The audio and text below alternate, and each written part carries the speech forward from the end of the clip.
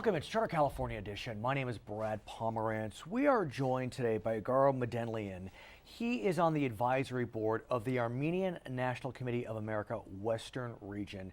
As you may know, in April 2015, we are commemorating the 100th anniversary of the Armenian genocide.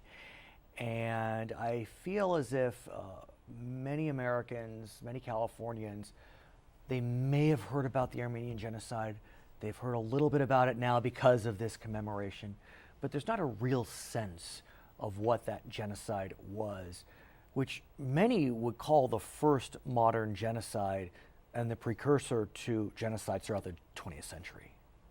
That's true, and unfortunately, it became the precursor to the Holocaust and later on in Rwanda, Cambodia, and so forth. Some may know that Adolf Hitler, in preparing for the Jewish genocide, talked about that no one remembers the Armenians. Right. So the fact that the Armenian genocide was swept under the rug gave Hitler kind of his impetus to feel emboldened. Right, and it was an example that he used to convince some of his generals who were at least expressing some hesitation during that time period that no, we can do this and we can get away with it because they just got away with it not more than 20, 30 years ago. So what did they get away with? Give us a sense of what happened 100 years ago. Well, we commemorate 1915, April 24th, as the day of the Armenian genocide. But in reality, there were wide-scale massacres happening throughout the Ottoman Empire. During the 1800s, there was massacres, 30,000 at one shot, 300,000 another shot.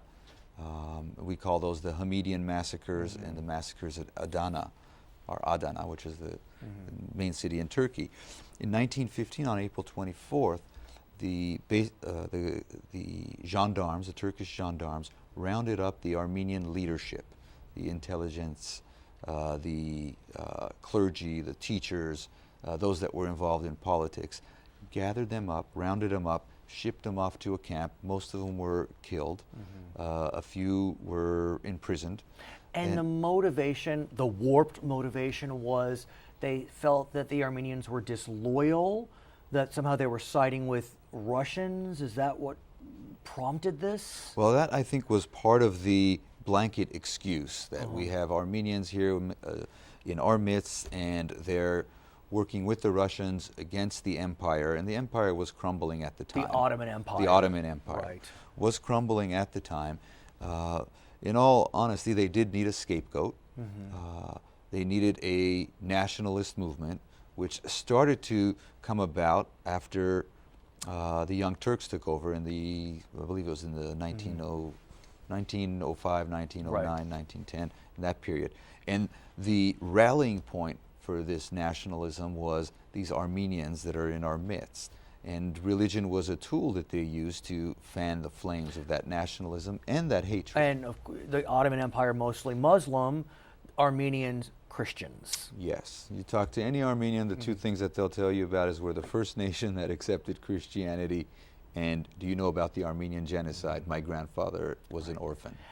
And that would qualify for your family. Your grandfather was an orphan. That's true. Your grandmother was an orphan. I mean, that's your true. story is a common one, and you knew them.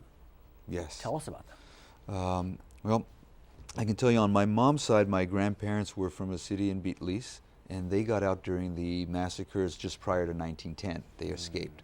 To where? To Egypt. Egypt, okay. And on my dad's side, both his parents were orphaned.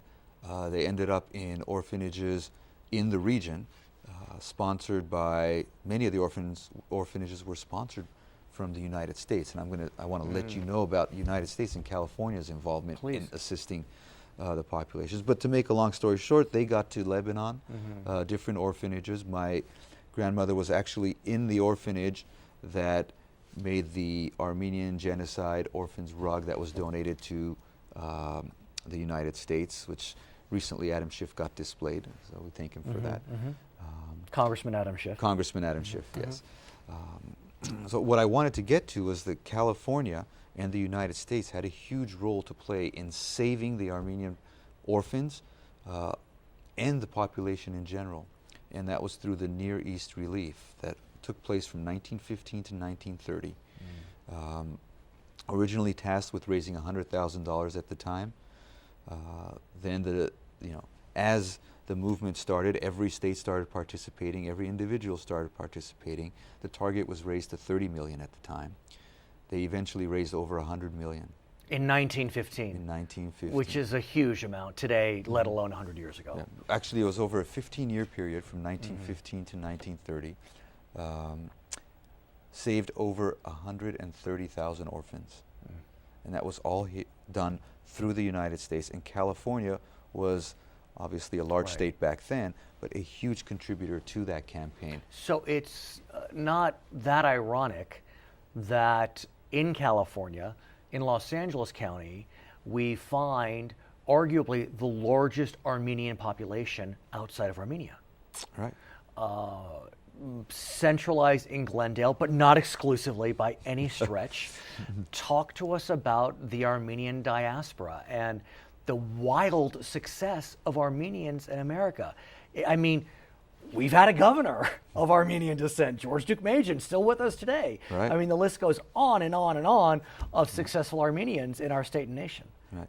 Well, I like to always think of Armenians in the context of a good friend of mine who says, you know, you can cut us up, you can throw us somewhere, but we'll grow, we'll sprout, we'll flourish, we'll figure out a way. And you know, a group of people that has overcome so many challenges, from genocide, devastation, to the near brink of annihilation, to communism, through communism, surviving in the Middle East. A lot of host countries there were very, very friendly initially and saved so many of our people. They opened their doors to, you know, orphanages that were sponsored by the Near East Relief from here, from the United States.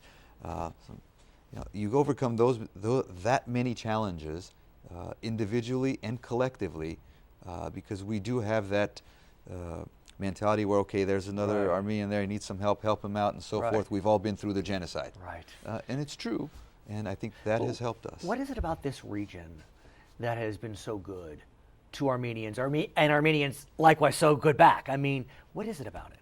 You know, I can tell you that there's been a long history of Armenians here. Fresno was a huge community. Back even before the genocide happened, there were Armenians in Fresno. And originally the concentration of Armenians in the center was Fresno, not Glendale. I knew that.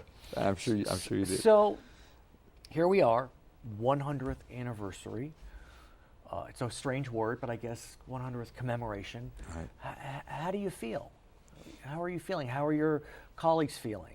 You know, that's a really good question because you have mixed feelings. I can talk about my feelings. I got mixed feelings about this.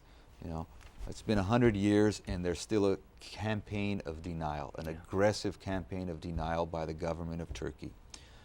Even though President Reagan acknowledged the genocide, even though the United States in 1951 recognized the genocide, today, because Turkey is an ally, our government here plays that game. So I have mixed feelings because we have a lot of work to do. I also feel good. I feel good because I can say, you know what? They didn't annihilate us. They didn't erase us completely. We're still here. We're still flourishing. One of our youth groups, the AYF, has a saying.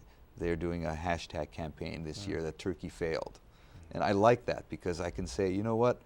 We're still here. We're doing well. We're getting better. We're getting bigger. We're getting stronger. And contributing mightily to America. It's hard to deny. Impossible to deny. I want to thank you for joining us. Let's talk again soon. I know it's an exciting and emotional time, and I appreciate you joining us. Thank you. You bet. His name is Garo Madenlian. He is with the Armenian National Committee of America Western Region. I'm Brad Pomerance. It's California Edition.